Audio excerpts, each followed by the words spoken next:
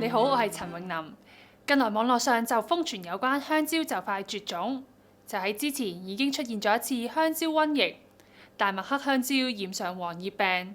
點知喺2013年變種由東南亞開始傳到非洲同澳洲，好多食物因為要成為經濟作物，入口嘅品種越嚟越單一化。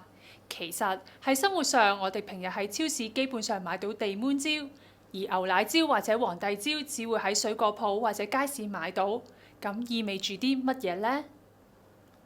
背後嘅原因係因為貨品嘅來源比較穩定，而且向供應商入貨相對便宜。